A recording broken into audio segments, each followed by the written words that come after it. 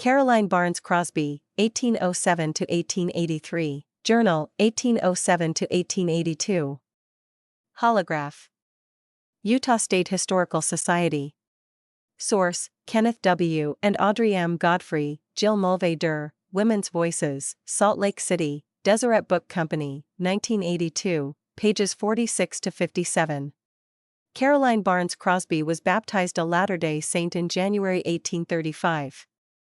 She had been studying the Bible and the Book of Mormon for several months, and in November 1834 she had married Jonathan Crosby, who was already a Latter-day Saint.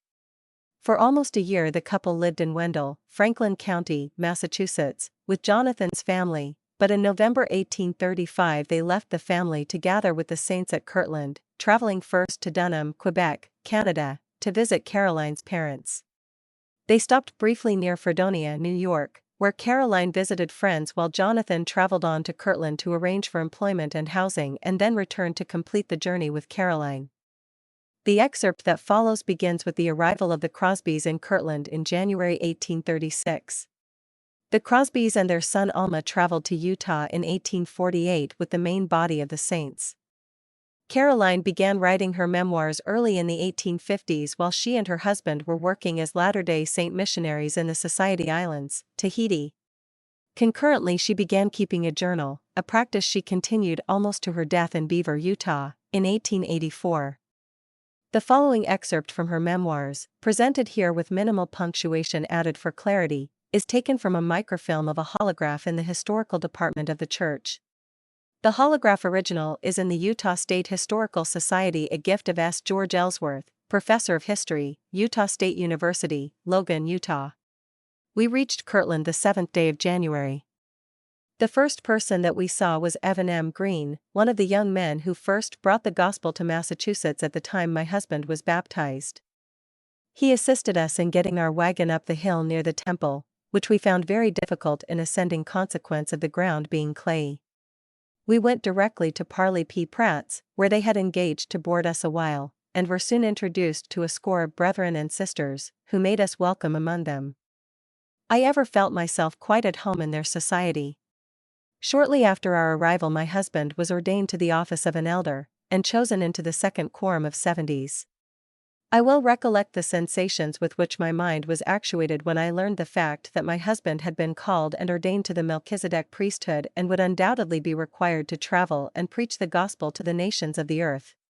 I realized in some degree the immense responsibility of the office, and besought the Lord for grace and wisdom to be given him that he might be able to magnify his high and holy calling. The brethren had meetings of some kind almost every evening in the week. Besides singing schools in which all ages took a part, from the young adult to the old gray heads. Consequently we also took a part with them, and met 2 evenings in a week. The choir was large. Muriel C. Davis was our leader for a year or more. Father Joseph Smithson was the first and then the only patriarch in the church. Accordingly we went to him for a blessing, and received as good, and as great promises, as any mortal being could ask. I will therefore record them, for the perusal of my posterity and friends. Patriarchal blessings for Jonathan and Caroline Crosby follow. These blessings cheered and rejoiced our hearts exceedingly.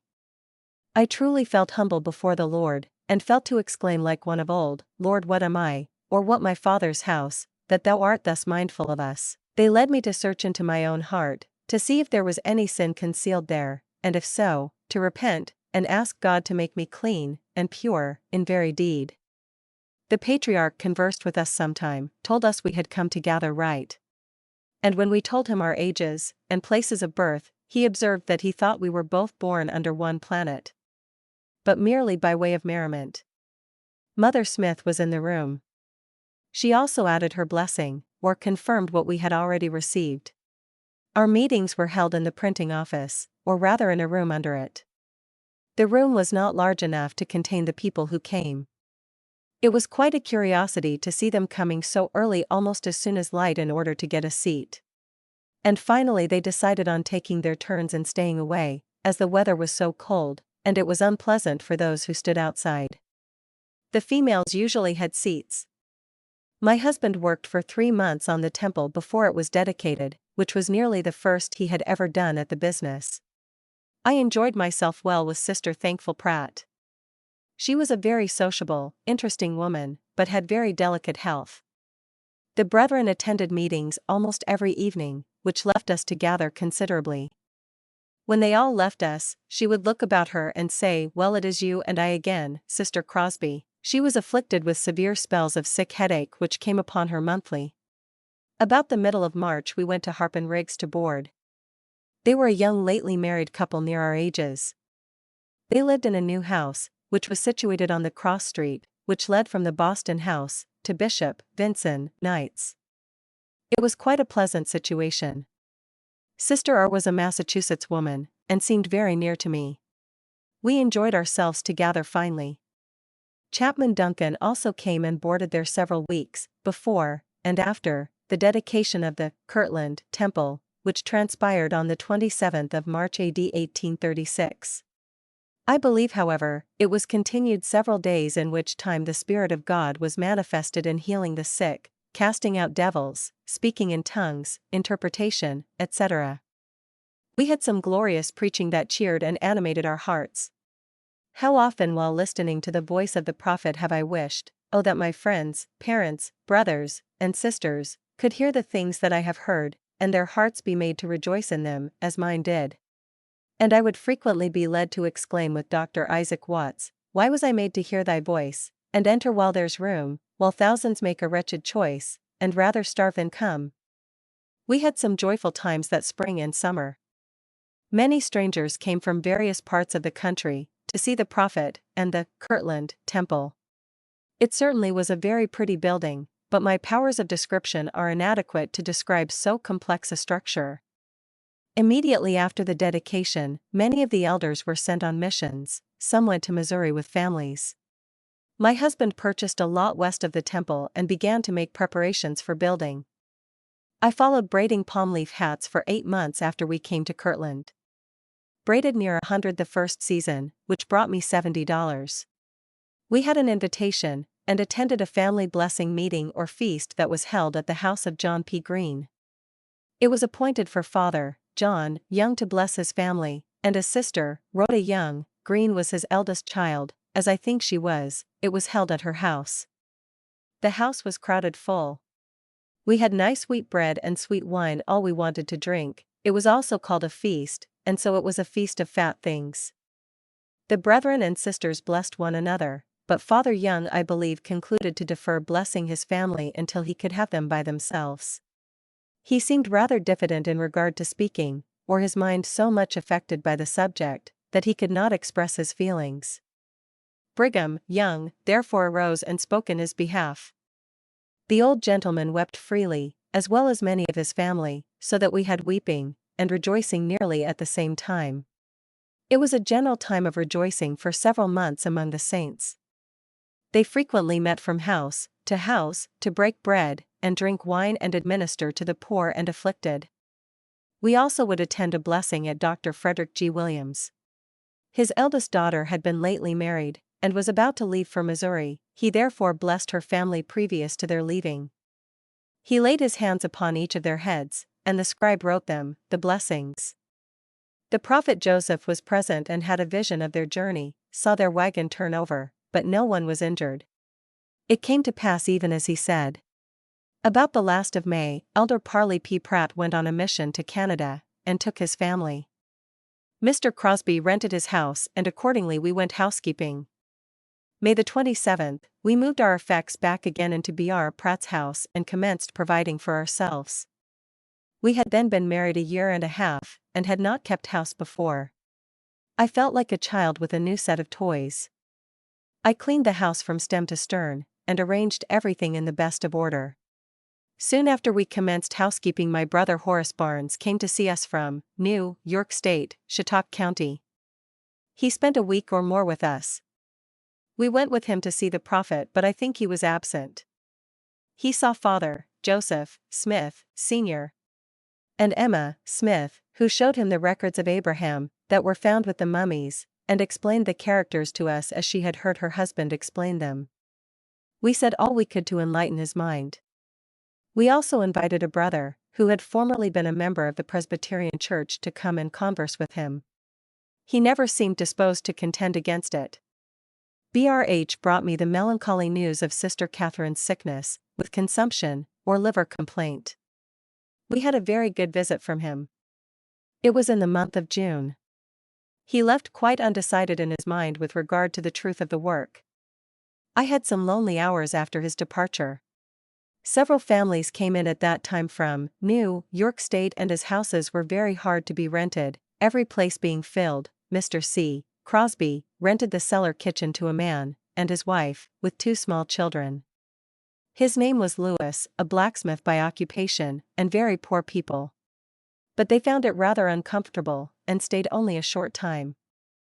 About the middle of July a company came from Boston, Massachusetts. Among them was John Boynton's parents, brothers-in-law and sisters, Bro Henry Harriman and Jonathan Hale. And no house could be found for their accommodation. John was building, but could not get it ready in season. He therefore came to us and offered to give us 4 times the amount of rent we paid, if we would go in with Sister Saber Granger, a maiden lady nearby us, who was living alone, and let him have our house for his friends. My husband left it with me to say, to which I hesitated some time, but at length consented, rather reluctantly. The remuneration I considered no object, but to leave my pleasant little house, and go in with another, after living by ourselves so short a time, but the idea of accommodating friends stimulated me to make the sacrifice. Sister Granger's house was small, only 1 room, besides cellar, pantry, a small closet, and chamber. She had however a stove room, outside, where she cooked her food. She had many peculiarities, which in some respects were not as agreeable to us as we could wish. Notwithstanding being kind-hearted and friendly, atoned in my estimation for many imperfections.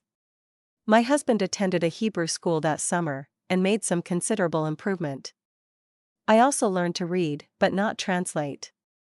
He bought a nice set of books, consisting of Bible, lexicon, and grammar. We had a small feast in company with Sis Granger while there. Father Isaac Morley presided. There were some great blessings pronounced upon some heads.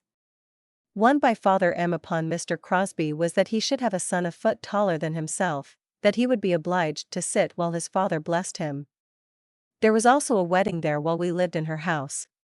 A brother by the name of Foster married a widow from Boston, her name I do not recollect. Shortly after we went in, Sister Marianne Stearns came from the state of Maine. I think she came with Lyman Johnson, and put up at his house. She had 1 child, a little girl 9 years old. She soon became discontented there, and thought she was not welcome any longer. Sister Granger very kindly offered her a home until she could do better. Accordingly she came and stopped 1 month. Sis G was very kind in her own rough way. She brought home work, sewing and knitting for her, and fed her on vegetables, hard corn, and lake, string beans. We made her welcome to a share of what our table afforded, which was not very bountifully supplied at that time. I admired her very much, thought her an amiable, interesting woman. From there she went to housekeeping. Sister Granger had a sister come from Boston, who made her home there, a good share of the time. The middle of Nov we got our house enclosed, and a loose floor, no windows, but my anxiety was so great, to get away by ourselves, that I determined to move in at all events. I truly felt rejoiced beyond measure to get into a house of our own after so long a time. My husband continued his labors incessantly until he got the doors and windows in, and then we thought ourselves highly blessed. We had a nice cooking stove, a good cellar, and well, close to my door, which certainly were 3 great conveniences. But as yet we had no partition in the house. The weather continued very pleasant until the middle of deck, when a snowstorm came on, which lasted some time. The 19th of December 4:00 p.m. Alma was born. That day and night the snow fell in profusion. Drive W. Warren, a Cowdrey, was my physician. Sisters Warren Smith, Sherwood, Vincent, Vinson, Knight, and Sis Drury were with me. The latter stayed 1 week, and then intended sending for her daughter, but as I did not get along as well as I could wish, we concluded to get a more experienced person. Sister John Goodson understood my situation, and very kindly offered her services, for 1 week. I found her to be an excellent nurse, as well as an interesting young woman. She had come from Upper Canada a few weeks previous and had been married but a short time. We were much surprised at her offer. But I think she did it for a sort of a joke on her husband, more than anything else. After she left, Ruth Drury came and stayed 2 weeks, and I then thought I could get along alone. I tried 1 month, took cold, which settled in my left breast, and caused me a severe sickness, with a broken breast, and all the disagreeable accompaniments of that distressing disease. We then hired a young woman by the name of Susanna Hidden, afterward the wife of Stephen Perry. After she left I had Lydia Chapman, quite young girl. I did not attend meeting until the next April. My babe was then 4 months old. While I was sick I sent for Father Smith to lay hands on me. When he came he questioned us with regard to our faith feelings towards the first presidency. Said there were many murmurs about, and a spirit of dissension in the church. I told him I had been confined at home, and had neither seen or heard scarcely anything of it, and I desired to continue in the truth, and keep the commandments of God. He then said he would shut the door and keep the devil out, after which he in company with another elder laid their hands on me, and prayed. I felt that I had received a great blessing. Times became very hard in Kirtland. It seemed that our enemies were determined to drive us away if they could possibly, by starving us.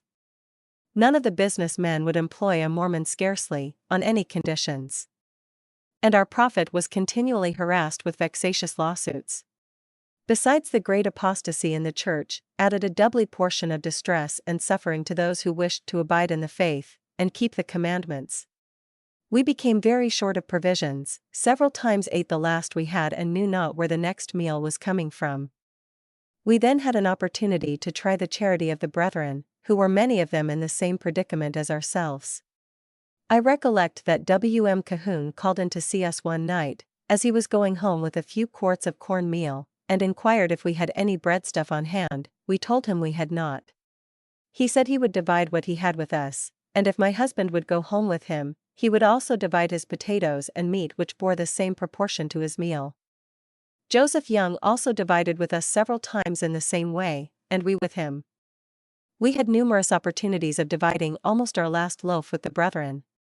Mr. C. worked on Brother Joseph's house, as he was building tolerably large, but frequently got so straitened that he had nothing to give the workmen when Saturday night came, and they were obliged to borrow or do without.